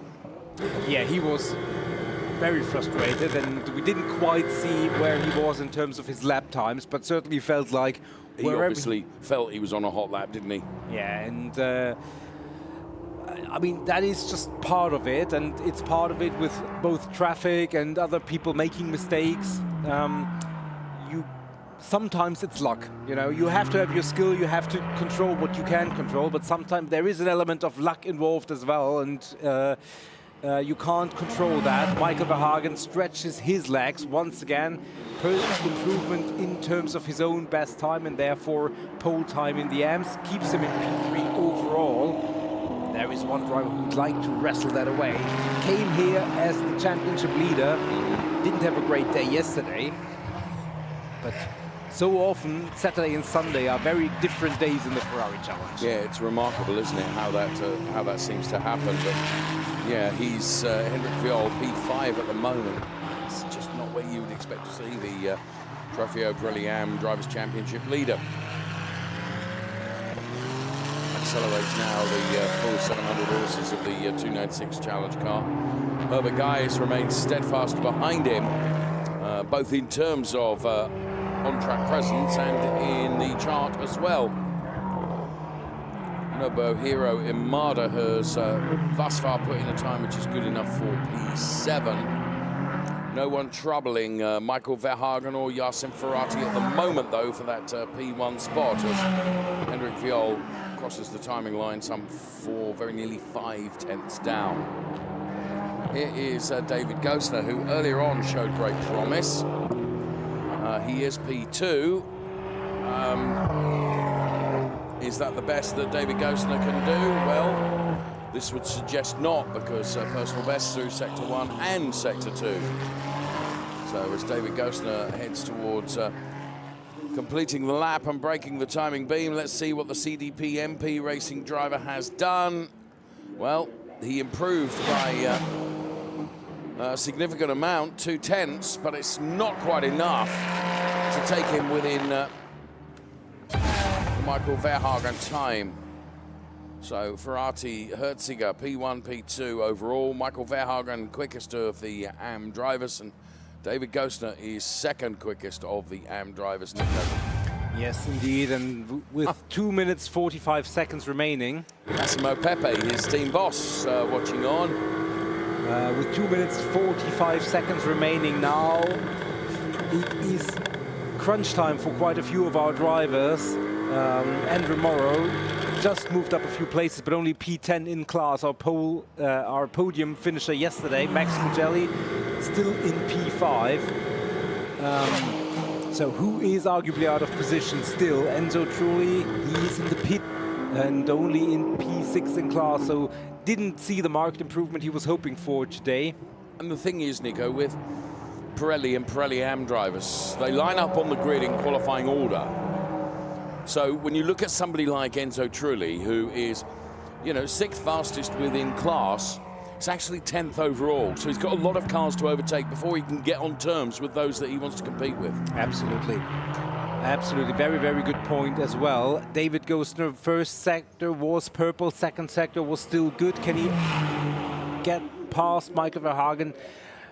No. He's running him close, though, isn't he? He's running him close, but there was not an improvement in class. The top 3 drivers overall are in the pits. Yassin Ferrari, Felix Herziger, Michael Verhagen. And Michael Verhagen feels probably that his pole seems fairly cemented. Well, let's see. There is still a number of drivers out there. Herbert Geis, Danilo Del Favaro, Hendrik Viol. The latter two have just come into the pits and therefore no longer challenging him. I think it's fair to say that the quickest times seem to have come already. Very silently, by the way, Nobuhiro Imada up into P4. Didn't really see him very much in this session, but good showing from him once again. He's one of those who is still out there. And indeed, thanks guys for picking up Nobuhiro Imada with the number 44 car, P9 overall, but that is P4 in class. First sector, 3/10 down on the best time overall. That would still give him a reasonable good start position and possibly a chance for an improvement. Is he still going through it at pace? No, I don't think so. I think Nobuhiro Imada has bailed that lap as well, and I rather think we have our starting grid fairly secured. I think you might be right. There was quite some celebrations, wasn't there, in the AM drivers' garage, including for Michael Verhagen, and his friend Bartosz was there. He's often one of the loudest, it has to be said, inside the garages.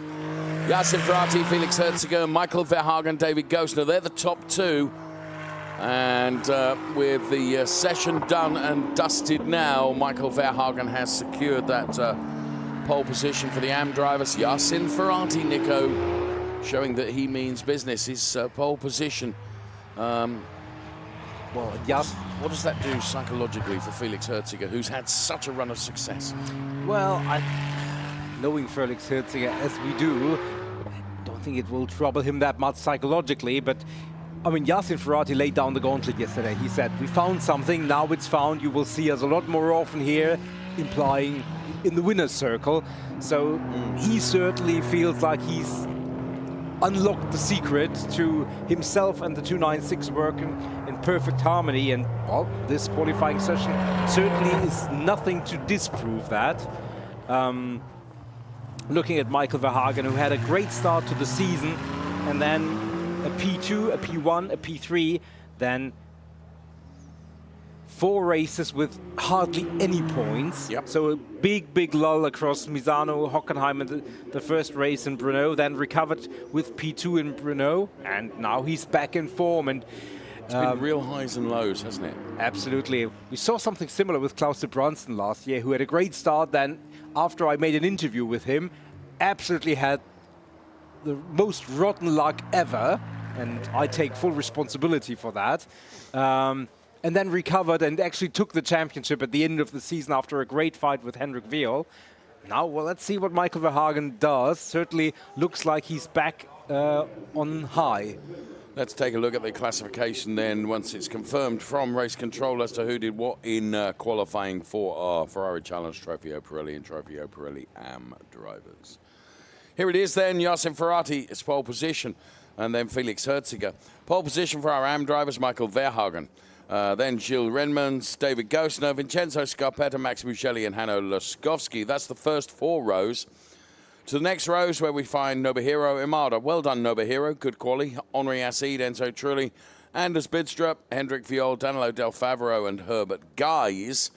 Then it's Angelo Fontana, Jacob Bidstrup, Andrew Morrow, Otto Blank, Marco Zanassi and Armin Arifpour. Trofeo Pirelli and Trofeo Pirelli AM. Qualifying done and dusted. The grids are set for the race to come later. And there is the driver that is P1, chatting with Andreas Koenig, of course, teammate in ML Fry Racing. It was the back end of Yassin Ferrati. Race winner yesterday, pole position from qualifying today. Still qualifying to come for our Shell drivers. Make sure you join us for that. Bye-bye for now.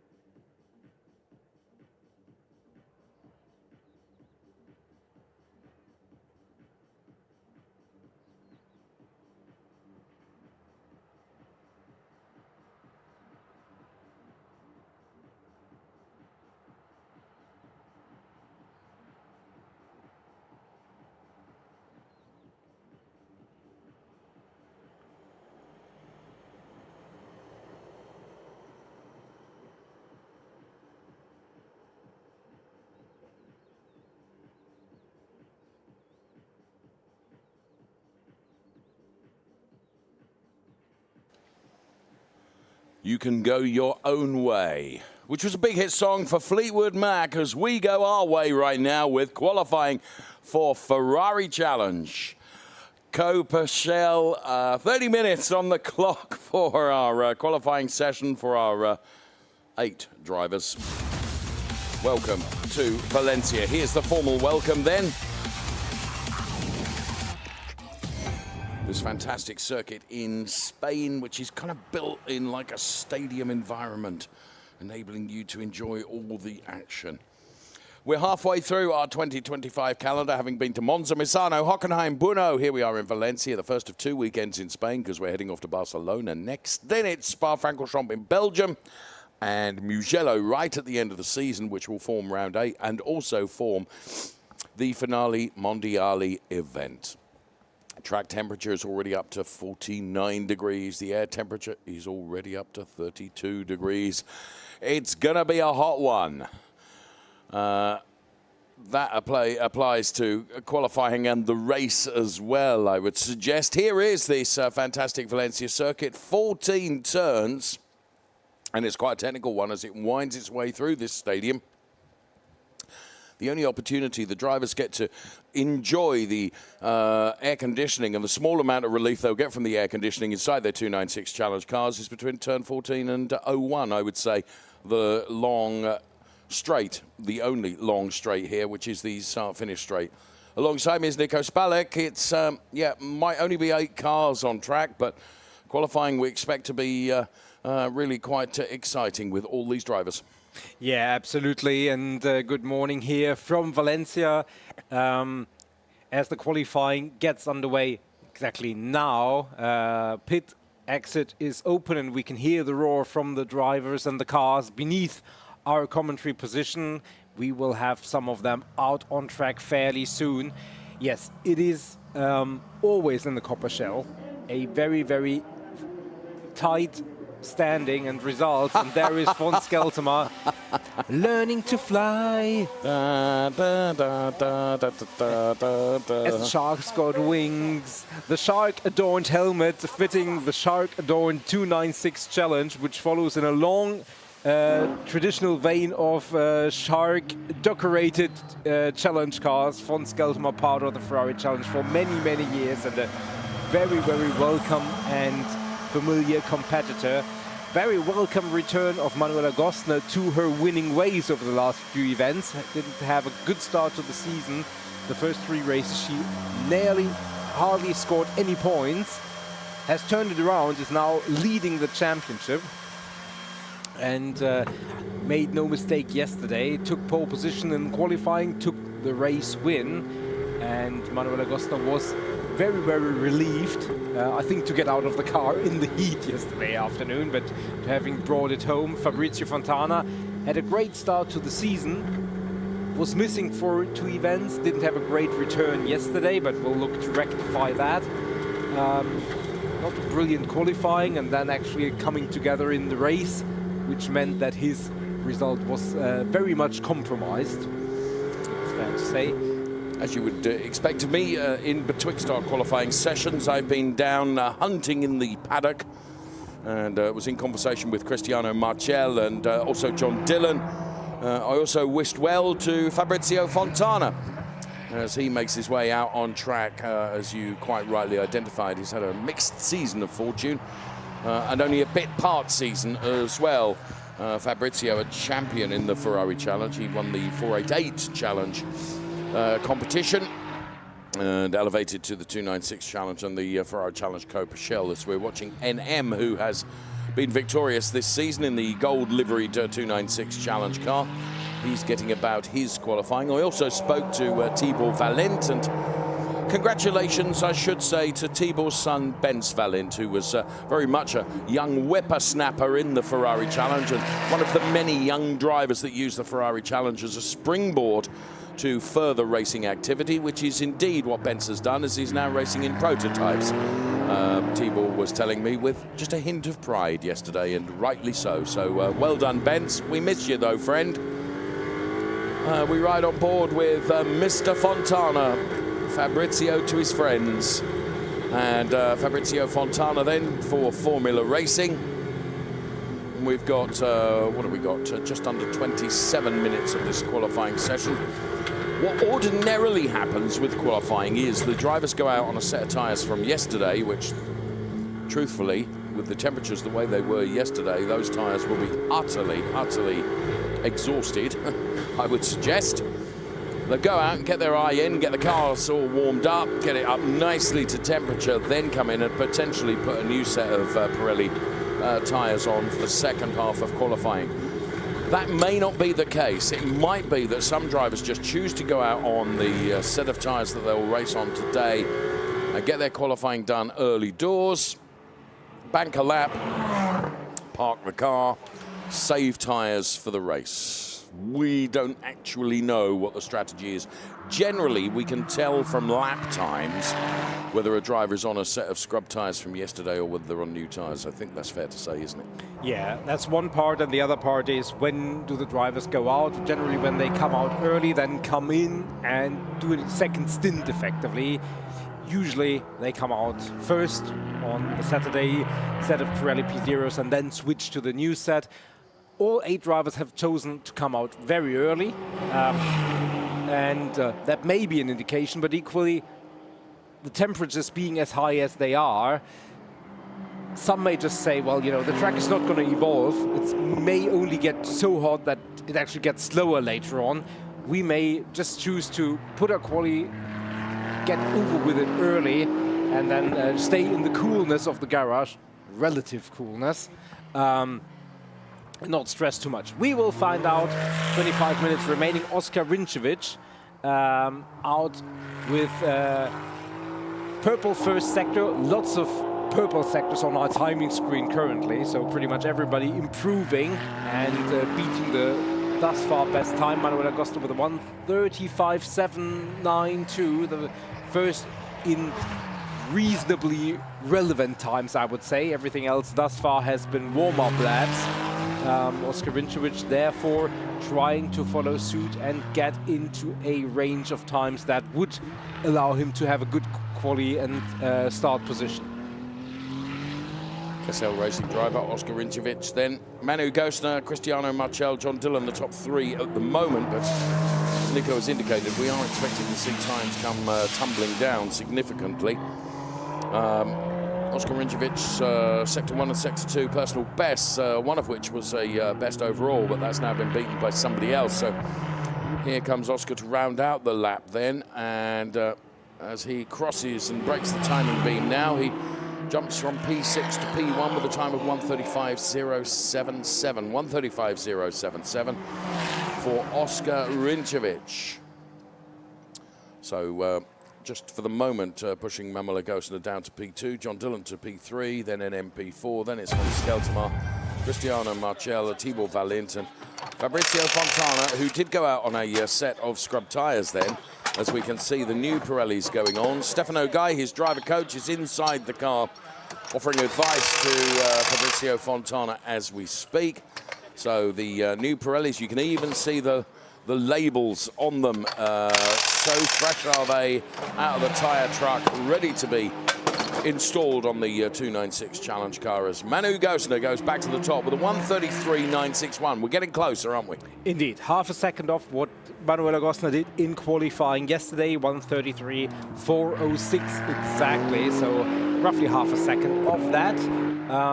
Is that an indication that she's running yesterday's tyres or today's? We don't quite know. The first 2 quali sessions today were a little bit quicker than we had yesterday. Is that an indication? We will find out. Manu Gostner again finding some time. If I had to guess, I think she's already on a fresh set. She's going to try and get this quali session over with as quickly as possible and then see what everybody else does. Minimizing tire wear, and in these conditions, even though she is extremely fit and extremely more able to withstand the heat inside the car, I think every driver will be happy to spend as little time in their 296 Challenge cars, which is a rare thing. Generally, the drivers love being in it. I think in these conditions, they just want to be as efficient as possible. Second sector, even quicker, almost half a second better than her previous best time, which, as we said, would be exactly in the realm where she was yesterday. I think your analysis is exactly right. I think she has she's gone out on fresh rubber straight away, and now breaks the timing beam and takes very nearly 7/10 out of her previous time. So that has got to mean she's got to be on new tyres, Nico. Yeah, absolutely. Manu Gostner, super slow-mo of her attempt and her really, really good lap. She feels at home here in Valencia. She said it already on Thursday, coming here, and she said it after the race yesterday. It's just, you know, she's just one with the track, loves it, and just has the feel for this circuit, and the circuit just loves her back. New set of tyres going on the NM car, we could see there as Oscar Rinčević tries to fight back. Now, Sector 1 was a personal best, Sector 2 was not shabby, but it wasn't where he needs it to be. And in fairness, Oscar Rinčević comes in. Now, what will be interesting, Nico, is to see whether a new set of tyres go on the Oscar Rinčević car, which by dint of the fact he's coming into the pit lane, I would suggest is going to be the case. Because what he has been able to do on really rather used tyres has been quite impressive. Now, in fairness, Oscar didn't do as many laps as some drivers yesterday because he ended up in the gravel.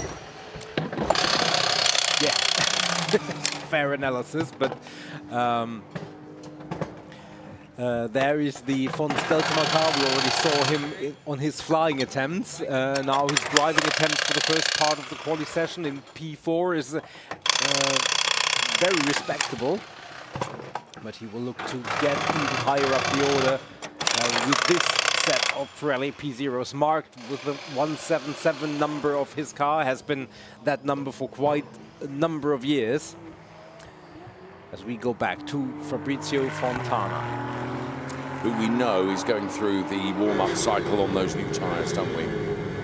Yeah, indeed. He was our champion in the 488 class. Obviously, the 488 Challenge Evo was the car of choice until 2023 for everybody. Then 2024 was a traditional year with the 296 being introduced, but still a 488 championship to be won. And he did that fairly convincingly, I venture to say, coming from rallying, new to circuit racing.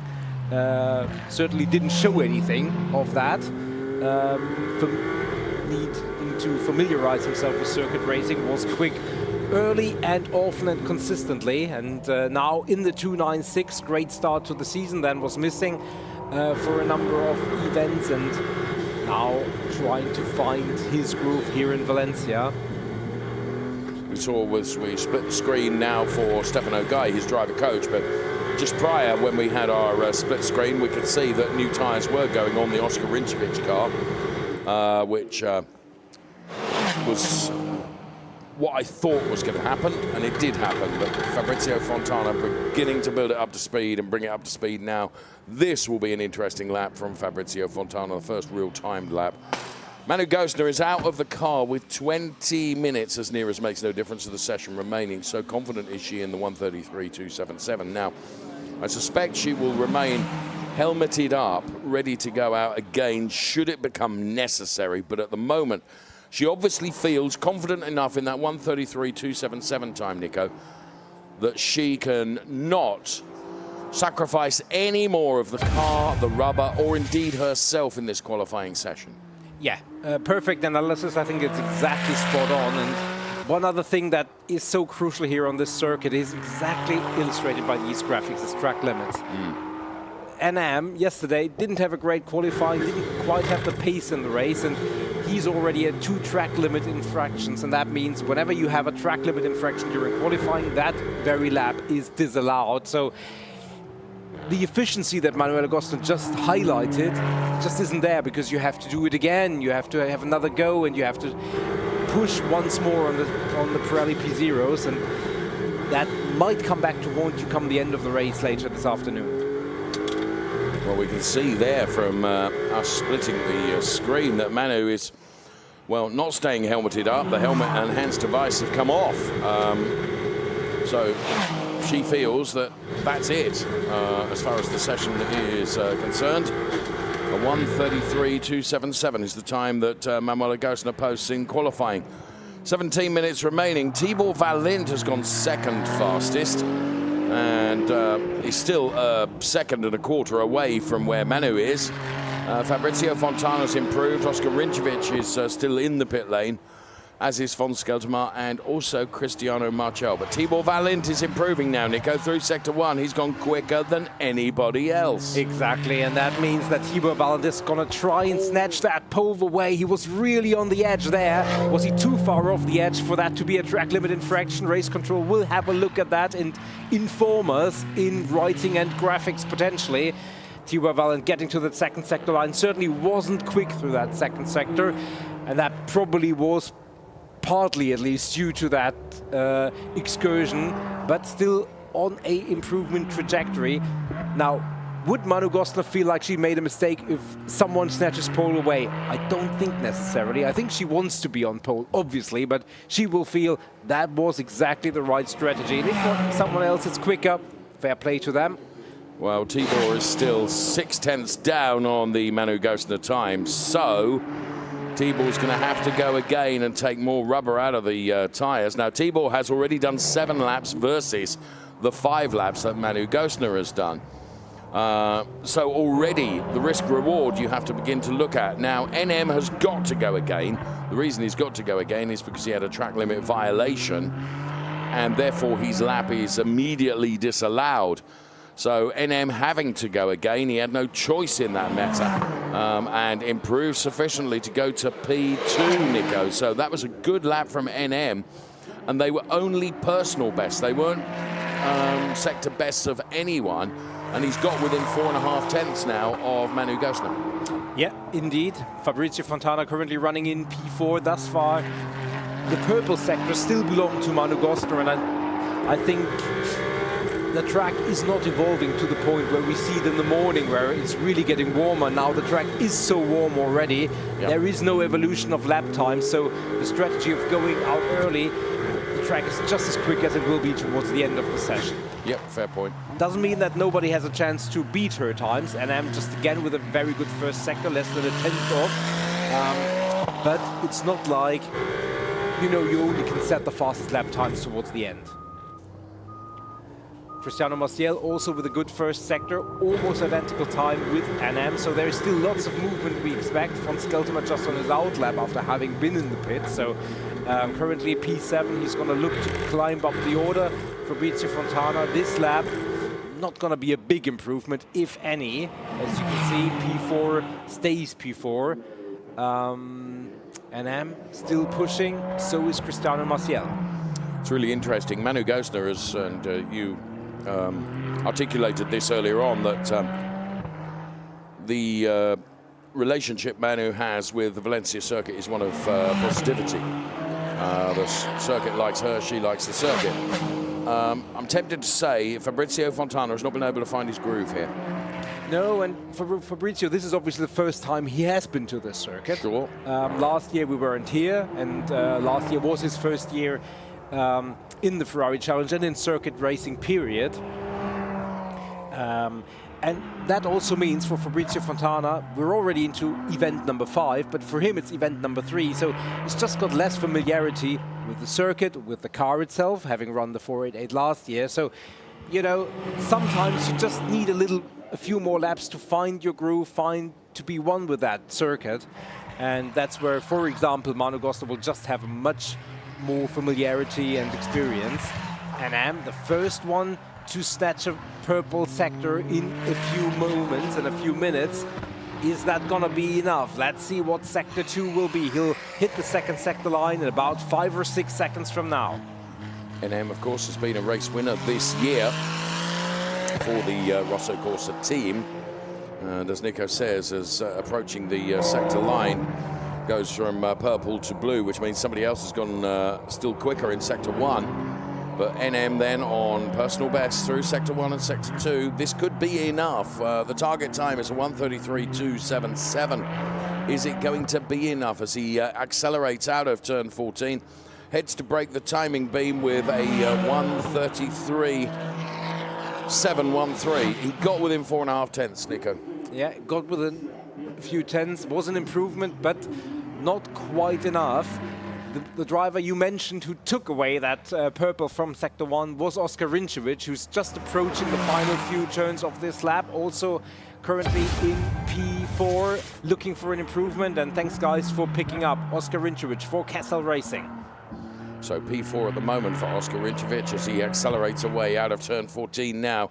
Currently sits P4, purple sector, blue sector. He now goes P2. Just 4 1,000ths quicker than NM, but that's enough to put in P2. And Manu Gössner is realizing now, Nico, this is getting closer than she imagined, perhaps. Maybe, but certainly you can see how she cares, how she is, I don't want to say defenseless, but obviously she can't respond at this moment. She's chosen that this is her quali session. Probably it's rationally the wise thing to do as a race driver. You always want to be in the car. You want to react to everything that's thrown at you. Cristiano Marcel is trying to throw his best effort at her pole time. First sector again, very, very good. In the range of what Oskar Rinčević did just a few moments ago. Let's see what sector 2 is. As we split the screen, you can see Manu Gössner and Germana Toniela. Germana takes on some fluid, Manuela does not. Cristiano Marcel, 2 blue sectors, Nico. Yeah, not on a pole trajectory, because he's 6/10ths off the pace, but certainly on an improvement trajectory, no question about that. But other quick times, Oskar Rinčević once again, von Skeltema with a quick one. Cristiano Marcel, P7, actually stays P7 with lost time in the final sector. Yes, he did, significantly. I mean, it was still a market improvement in terms of time, but that still leaves him in P7. And von Skeltema is trying to turn P7, his P8 into a much better position. 4.5 tenths down. It all depends on the final sector. If he finished with that gap, it would be P4 provisionally. He's not done a lot of laps on this set of Pirelli P0s. Actually, I think the next lap for him could be even quicker. Okay.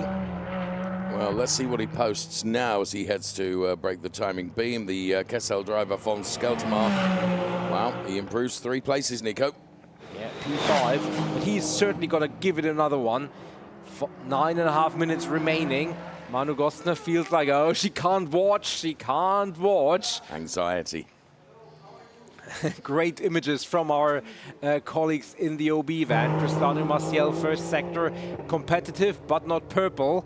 And we pick him up as he rounds the turn. Second sector, well, even less competitive in terms of getting on terms for pole. Von Skeltema pushing. Oskar Rinčević pushing. And drivers will continue to push. 9 minutes remaining in this qualifying session.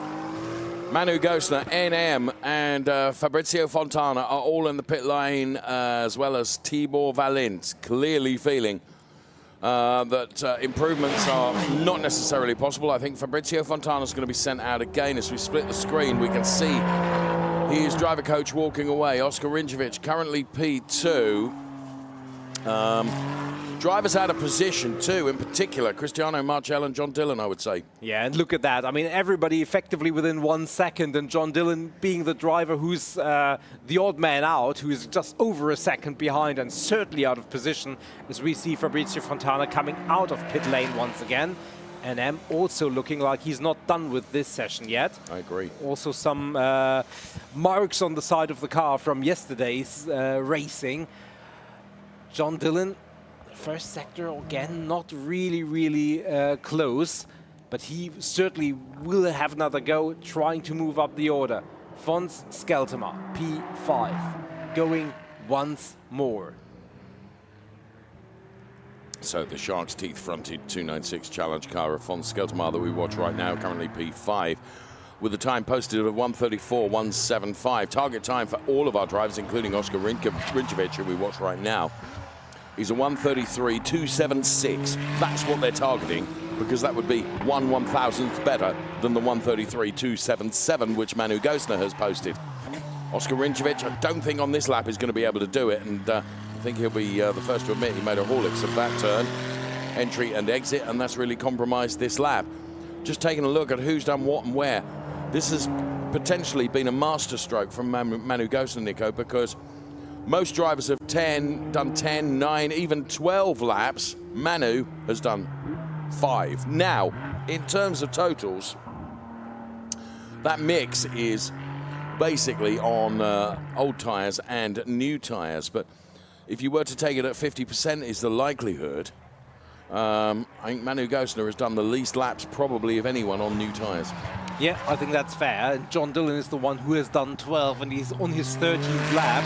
As you say, not all of them on the tyres that he will use for the race, but he doesn't have a lot to show for his efforts thus far. He is in P8. Martial is going quick, Nico. Yes, he is. And this is the fastest we've seen.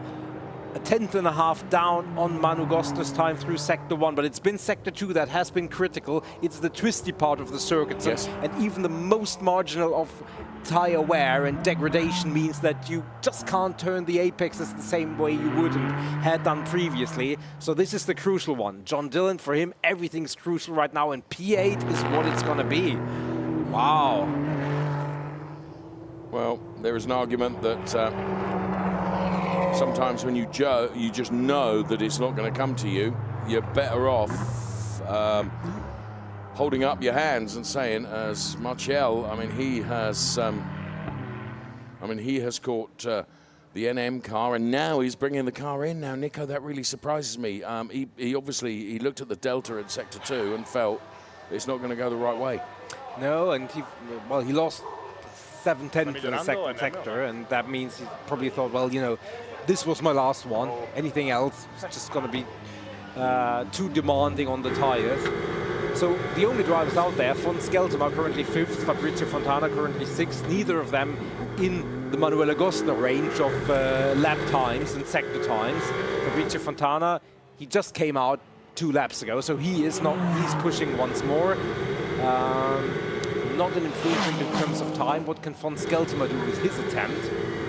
Was 6/10 down through 2 sectors. Can P5 become anything on the front 2 rows?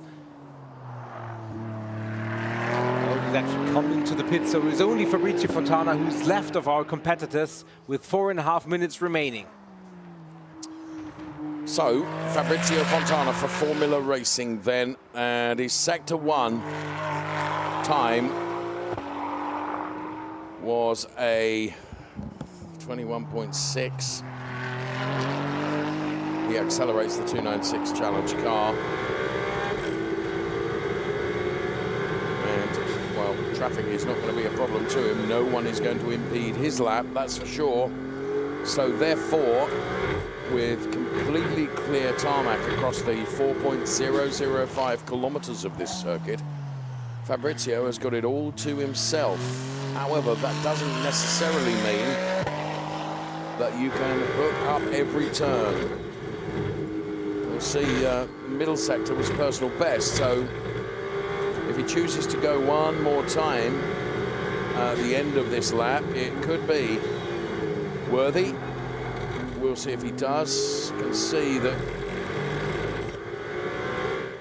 John Dillon, I can see from a feed into my studio that he's done everything that he can do in qualifying, and it will be a row 4 start for John Dillon as Fabrizio Fontana does go again. I think it needs to be this lap for the driver of the 169 car, who's currently 5th fastest.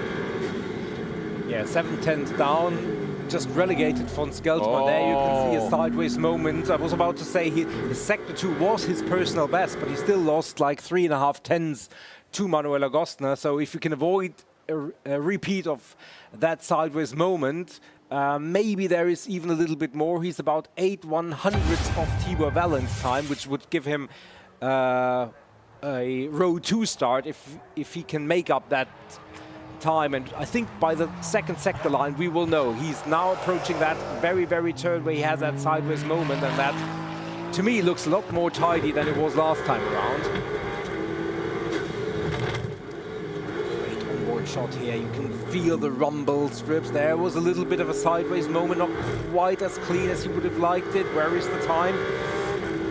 It's roughly in that same range where it was previously, so he has to effectively match Manu Gostner's time for the last sector to improve one position. Otherwise, I think it's gonna be P5. Still 2 minutes remaining, but do I think that Fabrizio will push all the way until the end? Rather doubt it. Well, he crosses the timing line, and I suspect he feels he may as well try again, having done 14 laps now in total, and that's a mix of the new tyres and yesterday's tyres. But and there you can see John Dillon losing the back end of the car, and that probably made his decision to bring the car in, and you can see how disappointed John is. Well, we've got a race to come, and things can change in the race. For sure. And I mean, John Dillon yesterday, he was on the podium. Yep. And so he certainly knows his way around the circuit, knows he's got the pace and the confidence in the car.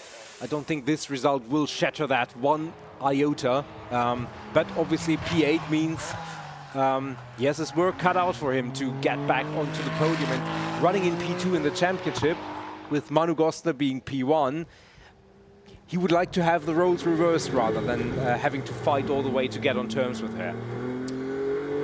We can see inside the 296 Challenge car of Fabrizio Fontana, the Formula Racing driver, who this lap is futile, I'm afraid to say, as well, in terms of his improvement aspirations. Into the final turn comes Fabrizio Fontana. And with 30 seconds left, he's going to cross the timing line and be able to go again. And he's going to do that, which amazes me. I rather thought he would dive for the pit lane, but chooses not to. He's going to go for one more lap.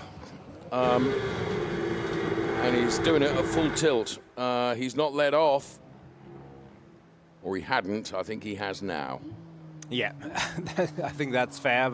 Stefan Guy, talking to him, as you can see here, he is looking at the onboard perspective from the car.